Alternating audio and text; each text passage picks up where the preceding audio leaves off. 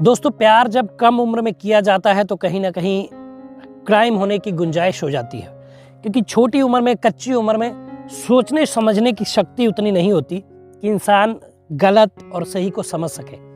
ऐसी कहानी आज आप लोगों के लिए लेकर आया हूँ। कहाँ की कहानी है, क्या है पूरा मामला, आइए जानते हैं। जुर्म छुपता नहीं, अपराधी कभी बचता नहीं। मैं हूँ आपका होस्ट युवराज सिंह और आप देख रहे हो क्राइम डे, मेरा यूट्यूब चैनल। आशा करता हूँ दोस्तों आप लोग स्वस्थ होंगे, मस्त होंगे और अपनी लाइफ को एंजॉय कर रहे होंगे।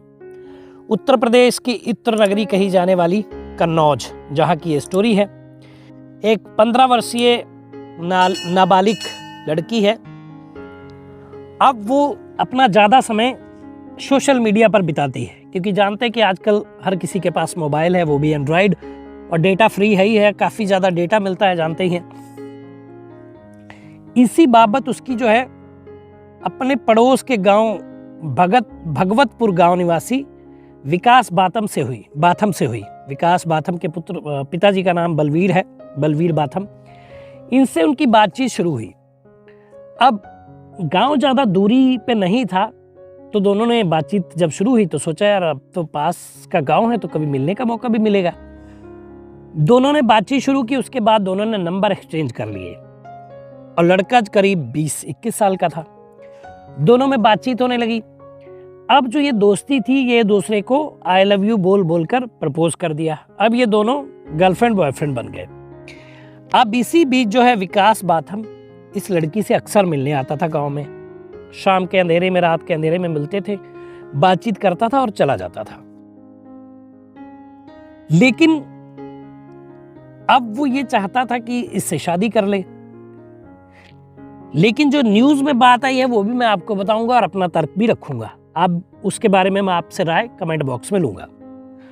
तो एक दिन की बात है कि विकास ने उससे कहा कि क्यों ना हम लोग भाग चलें और शादी कर लें। अब जो ये नाबालिग लड़की थी, क्योंकि सोचने समझने की शक्ति इतनी थी नहीं, बच्ची है, तो वो तैयार हो जाती है कि ठीक है मैं तुम्हारे साथ भाग चलूंगी। शाम का प्रोग्राम बनाते हैं और लड़की जो अपने घर में रखे हुए 25,000 रुपये कैश वो भी चुरा लेती है और अपने बॉयफ्रेंड विकास बाथम के साथ भाग जाती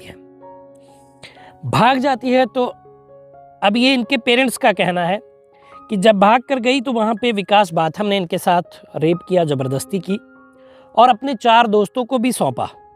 उन्होंने भी बारी बारी से इस लड़की के साथ रेप किया और अगली सुबह गांव के बाहर ही ये लोग छोड़कर भाग गए। ऐसा लड़की के पिता का कहना है।